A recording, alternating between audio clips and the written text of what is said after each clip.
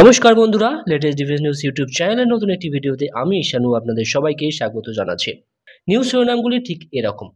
Israel ইরানে পারমাণবিক হামলা করলে পাকিস্তান ইসরায়েলে পারমাণবিক হামলা করবে। HQ-19 ডিফেন্স ডিল হতে চলা অফিসিয়াল টুইট পাকিস্তান ডিলিট কেন করলো? প্রধানমন্ত্রী নরেন্দ্র মোদীর সাইপ্রাস ভিজিট তুর্কিকে কি বোঝাতে চাইছে? নিউক্লিয়ার আর্ম রেসে পাকিস্তানকে পিছিয়ে এগিয়ে গেল ভারত। এবার আসি বিস্তারিত ভিডিওতে। রিসেন্টলি ইরানের কাউন্সিলের মেম্বার মোহসেন রেজাই এমন একটি স্টেটমেন্ট দিয়েছে যা নিয়ে নেট দুনিয়া তোলপাড় হয়ে গেছে। রিসেন্টলি আপনারা জানেন যে ইসরায়েল এবং ইরানের মধ্যে ভয়ঙ্কর লেভেলের যুদ্ধ চলছে। হামলা পাল্টা হামলা চালাচ্ছে দুই দেশ। এই অবস্থায় মোহসেন রেজাইয়ের একটা বক্তব্য সারা দুনিয়ার মিডিয়াতে ভাইরাল হয়ে গেছে। তিনি অন রেকর্ড বলেছেন, ইসরায়েল যদি ইরানের উপর কোনো রকম পারমাণবিক হামলা চালায় তাহলে পাকিস্তান ইরানের তরফ থেকে ইসরায়েলের উপর পারমাণবিক হামলা চালাবে। আপনারা অনেকেই হয়তো জানেন যে ইসরায়েলের কাছে পারমাণবিক বোম আছে। ইরানের ভয়, ইসরায়েল যদি পারমাণবিক হামলা চালায় তাহলে কি হবে, সেই কারণে ইরান সাইকোলজিক্যাল গেম খেলছে। তারা ইসরায়েলকে ভয় দেখিয়ে রাখতে চাইছে যে ইসরায়েল যদি পারমাণবিক হামলা চালায় তাহলে ইসরায়েল নিজেও সুরক্ষিত নয় পারমাণবিক হামলা থেকে, কারণ পাকিস্তান ইসরায়েলের উপর পারমাণবিক হামলা চালাবে। আর এটা পাকিস্তানের তরফ থেকে অফিসিয়ালি নাকি বলা হয়েছে। এই নিউজটা যখন প্রকাশ করা হয় পাকিস্তানের তরফ থেকে এরকম কোনো ঘোষণা নাকি তারা করেনি। এই পুরো রিপোর্টটাকে তারা রিজেক্ট করে দিয়েছে। তারা বলে তারা ইরানকে এরকম কোনো রকম প্রতিশ্রুতি দেয়নি। এটা স্বাভাবিক, যদি এরকম কিছু করার কথা ভাবে পাকিস্তান বা ভাবতো তাহলে পাকিস্তানের জেনারেলরা যারা ডলার কামিয়ে বিদেশি ব্যাংকে রেখেছে সেসব টাকা বা সেসব ডলার ফ্রিজ হয়ে যাবে। পাকিস্তানের মিলিটারি এখনও আমেরিকার কথায় চলে। এখনও খবর আসছে যে পাকিস্তান মিলিটারি ইরান সীমান্তে আমেরিকার হয়ে ডেটা সংগ্রহ করছে। আর আমরা সবাই জানি সেই ডেটা আমেরিকা কাকে দেবে, অবশ্যই ইসরায়েলকে। তো পাকিস্তানের সাধারণ নাগরিক সোশ্যাল মিডিয়াতে ইসরায়েলের বিরোধিতা করছে, এদিকে পাকিস্তানের মিলিটারি ইসরায়েলকে সাপোর্ট করছে। ভাই সব ডলারের খেল, সব ডলারের খেল। আমরা বিভিন্ন সংবাদ মাধ্যম থেকে জেনেছি বা কিছু ইউটিউব ভিডিও দেখেছি এবং এটা জানতে পেরেছি যে পাকিস্তান চীন থেকে অনেক রকম অস্ত্র কিনতে চলেছে, যাতে বলা হয় চীন পাকিস্তানকে এই সব অস্ত্র দিচ্ছে, ওই সব অস্ত্র কিনছে। যেমন ধরুন J-35, HQ-19 ballistic missile defence system, KJ-500 অ্যাওয়াক্স এয়ারক্রাফট। আর এই নিউজটা পাকিস্তানের অফিসিয়াল টুইটার হ্যান্ডেল থেকে বা এখন যেটা এক্স, সেখান থেকে কিন্তু পোস্ট করে জানানো হয়েছে এবং আমরা সেটা জেনেছি। তারপরেই মানুষজন ভিডিও বানিয়েছে। বর্তমানে পাকিস্তানের তরফ থেকে কোনো রকম এক্সপ্লেনেশন না দিয়েই সেই টুইটটা ডিলিট করে দেওয়া হচ্ছে। এই সেম অ্যাকাউন্ট থেকেই কিন্তু ফেক ভিডিও ছড়িয়েছিল যে তারা ভারতের ফাইটার জেট শ্যুট করছে। অ্যাকচুয়ালি ফুটেজটা আর্মা 3 ভিডিও গেমসের। তো এদের ক্রেডিবিলিটির উপর আমরা কিভাবে বিশ্বাস করব?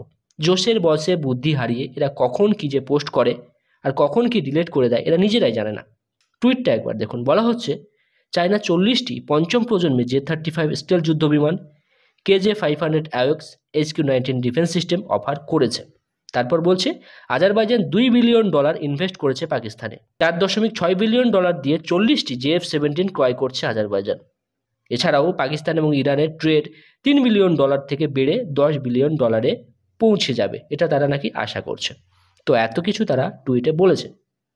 নিশ্চয়ই এর মধ্যে কিছু তারা ভুল বলেছে বা হয়তো টুইট করার পর ওসব কিছু হয়নি বা বাতিল হয়ে গেছে, সেই কারণে পাকিস্তানের তরফ থেকে অফিসিয়ালি টুইটটা ডিলিট করে দেওয়া হয়েছে। দেখুন, হতে পারে তো অনেক কিছুই, তাই না? যেমন পাকিস্তান HQ-19 ক্রয় করছে না, বা হতে পারে আজারবাইজান JF-17 কিনছে না। এই দুটি হওয়ার চান্স সব থেকে বেশি। HQ-19 একটি ব্যালিস্টিক মিসাইল ডিফেন্স সিস্টেম।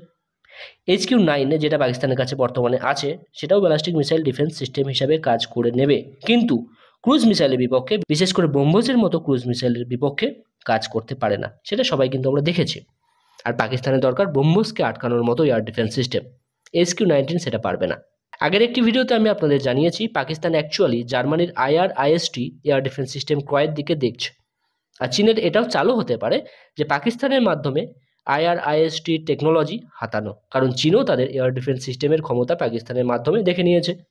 আর এটাও হতে পারে আজারবাইজান পাকিস্তান থেকে JF-17 ফাইটার জেট ক্রয় করছে না। অনেক কিছুই হতে পারে। কোনো আপডেট যদি এই টপিকের উপর আসে তো আমি আপনাদেরকে অবশ্যই জানাবো। পরের আপডেটটি আসি। ভারতের প্রধানমন্ত্রী 3 দেশের ভিজিটে বের হয়েছে। প্রথম ভিজিট সাইপ্রাসে, তিনি কিন্তু অলরেডি পা রেখেছেন সাইপ্রাসে। এছাড়াও G7 সাবমিটের জন্য কানাডা স্পেশালি ভারতকে আমন্ত্রণ করেছে। সাইপ্রাসের পর তিনি কানাডাতে যাবেন এবং ফেরার পথে ক্রোয়েশিয়াতে ল্যান্ড করবেন। এই 3 দিনের ভিজিটে প্রধানমন্ত্রীর সব থেকে গুরুত্বপূর্ণ ভিজিট সাইপ্রাস। কেন সেটা এক্ষুনি বলছি, তার আগে বলে দিই সানডেতে মানে রবিবারে প্রধানমন্ত্রী অলরেডি সাইপ্রাসে কিন্তু পদার্পণ করেছেন। ওনাকে ধুমধাম করে ওয়েলকাম করা হয়েছে সাইপ্রাসের তরফ থেকে। সাইপ্রাস কেন এত ইম্পর্টেন্ট? তার আগে জানতে হবে সাইপ্রাসের সাথে কার সব থেকে বেশি শত্রুতা। ইয়েস, তুর্কির। তুর্কিকে আমরা বন্ধু হিসাবে সবসময় ট্রিট করে এসেছি। তুর্কিতে যখন ভূমিকম্প হয় ভারতের তরফ থেকে অনেক বেশি সহায়তা করা হয়েছিল। তারপরও তুর্কি কাশ্মীর ইস্যুতে এবং ভারতের সাধারণ জনগণকে মারতে পাকিস্তানকে সাহায্য করে এসেছে এবং আসছে। পাকিস্তানকে ড্রোন সাপ্লাই করেছে, সেটা আলাদা ব্যাপার যে সেই ড্রোন ভারতের কিছু ক্ষতি করতে পারেনি, কিন্তু তুর্কি ট্রাই করেছে ভারতের জনসাধারণকে আঘাত করার। অপারেশন সিন্দুরের সময় ভারতে যখন পাকিস্তান ড্রোন অ্যাটাক চালায়, সেই ড্রোন অপারেট করবার জন্য ড্রোন অপারেটরদের তুর্কি কিন্তু পাকিস্তানে পাঠিয়েছিল। অপারেশন চলার সময় ড্রোন অ্যামিউনিশন সাপ্লাই কিন্তু বন্ধ রাখেনি তুর্কি। ভারত কখনো তুর্কির ব্যাপারে নাক গলায়নি, কিন্তু তুর্কি নাক গলিয়ে যাচ্ছে। তুর্কি ভুলে গেছে যদি ভারত নাক গলানো শুরু করে তাহলে তুর্কির কি হবে বা কি হতে পারে। তুর্কির প্রধান শত্রু গ্রিস এবং সাইপ্রাস। সাইপ্রাস একটি ছোট্ট দ্বীপ যার জনসংখ্যা 11 থেকে 12 লাখ মাত্র। 1974-এ কি হয় না, সাইপ্রাস নামক দেশের নর্থ সাইডে যেখানে মুসলিম জনসংখ্যা বেশি ছিল সেখানে মুসলিমদের উস্কানো শুরু করে দেয় তুর্কি এবং মিলিটারিলি সাপোর্টও করে তাদের। 1974 সালে তুর্কি মিলিটারি ইনভেট করে নর্থ সাইপ্রাসে, সেখানকার মুসলিমদেরকে সাথে নিয়ে। নর্থ সাইপ্রাসকে তারা সাইপ্রাস থেকে আলাদা করে দেয় এবং তার নাম রাখে নর্থ সাইপ্রাস। সেখানে বর্তমানে তুর্কির পছন্দের নেতা রাজ করছে। ইউএন বলো ইউএসএ বলো নর্থ সাইপ্রাসকে কিন্তু মানে না, তারা একটা সাইপ্রাসকেই মানে। একটা জিনিস লক্ষ্য করবেন, মুসলিম জনসংখ্যা যখন যেখানে বেশি হয়ে যাবে ওরা মানে সেই মুসলিমরা হয় আলাদা দেশ চাইবে, নইলে আলাদা স্টেট ডিমান্ড করতে শুরু করে দেবে। ধর্মের ভিত্তিতে এরা দেশ চায়। যখন সংখ্যায় কম থাকবে এরা সেকুলার ভাব দেয়। এদিকে এই মুসলিমরাই আবার ইসরায়েল প্যালেস্তাইন 2 স্টেট থিওরি মানে না। যেখানে মুসলিমদের জন্য কিছু পাচ্ছে, আপনারা দেখবেন যখনই কোনো মুসলিমদের জন্য কিছু পাচ্ছে 2 স্টেট নীতি হোক, তখন তারা সেটাকে সমর্থন করবে। আবার যেখানে মুসলিমদের বিপক্ষে যাবে সেখানে আবার 2 স্টেট নীতি মানে না। এটা হচ্ছে এদের হিপোক্রেসি। তো সেই সাইপ্রাস যেটা তুর্কির কন্ট্রোলে, সেখানে আমরা যাইনি, মানে সেখানে আমাদের প্রধানমন্ত্রী যায়নি। যেটা তুর্কির কন্ট্রোলে না সেখানে ভারতের প্রধানমন্ত্রী গেছে এবং এটা প্রদর্শন করার জন্য গেছে যে দেখো আমরাও তোমার শত্রুদের বন্ধু বানাতে শুরু করেছি এবং যে যেখানে বা যা যা সমস্যা সেখানে ভারতে বা তুর্কির বিপক্ষে সবসময় দাঁড়াবে। ভবিষ্যতে এটা হতে পারে যে সমস্ত সাইপ্রাসকে আবার এক করতে ভারতের গুরুত্বপূর্ণ অবদান থাকবে এবং আমরা ভারতীয়রা মনে প্রাণে চাইব যে সাইপ্রাস তুর্কির থেকে মুক্তি পাক। এটাও চাইবো যে ভারত সাইপ্রাসকে অস্ত্র সরবরাহ করুক, সাইপ্রাসের সাথে ব্যবসা বাণিজ্য আরও ভালো করুক ভারত। এটা আমরা মনে প্রাণে চাইবো এবং চাই। পরের আপডেটটি আসে, নিউক্লিয়ার আর্ম রেস বেড়েই চলেছে। ইরান ইসরায়েলের মধ্যে যুদ্ধটা হয় এই নিউক্লিয়ার আর্মের জন্যই। এক দেশ চাইছে তাদের কাছে নিউক্লিয়ার বোম না থাকুক, আর একজন চাইছে তাদের কাছে নিউক্লিয়ার বোম থাকুক। আবার যাদের কাছে আছে তারা চাইছে আরও যেন সেগুলো বেশি হোক। স্টকহোমস ইন্টারন্যাশনাল পিস রিসার্চ ইনস্টিটিউট প্রতি বছর কাদের কত নিউক্লিয়ার ওয়ারহেড আছে সেই হিসাব নিয়ে রিপোর্ট পেশ করে। সেই রিপোর্টে বলা হচ্ছে ভারত এবং পাকিস্তানের মধ্যে নিউক্লিয়ার আর্ম রেস এখনও চলমান। সিপ্রির রিপোর্ট অনুযায়ী পাকিস্তানের তুলনায় ভারতের কাছে বেশি পারমাণবিক ওয়ারহেড আছে। 2024-এ ভারতের কাছে 172টি পারমাণবিক ওয়ারহেড ছিল, 2025-এ সেটা দাঁড়িয়েছে 180টি। সিপ্রির রিপোর্ট অনুযায়ী বর্তমানে ভারতের যে ক্যানিস্টারাইজড মিসাইল তৈরি করছে সেগুলি অনেক সেফ। এই সকল মিসাইলগুলি আগে থেকে নিউক্লিয়ার ওয়ারহেড লোড করা যায়। শান্তিকালীন সময়েও এই সকল মিসাইলের সাহায্যে পারমাণবিক ওয়ারহেড ক্যারি করা যায়। এই মিসাইলগুলি মাল্টিপল ওয়ারহেড ক্যারি করতে পারে।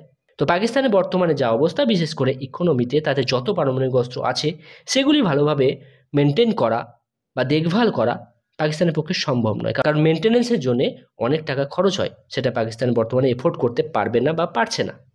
তো এই ছিল কিছু ডিফেন্স আপডেটগুলি যদি ভালো লেগে থাকে লাইক করবেন, বন্ধুদের সাথে শেয়ার করবেন। দেখা হবে নতুন আপডেটের সাথে, ততক্ষণ সবাই ভালো থাকবেন, সবাইকে ভালো রাখবেন। ধন্যবাদ। জয় হিন্দ, বন্দে মাতরম।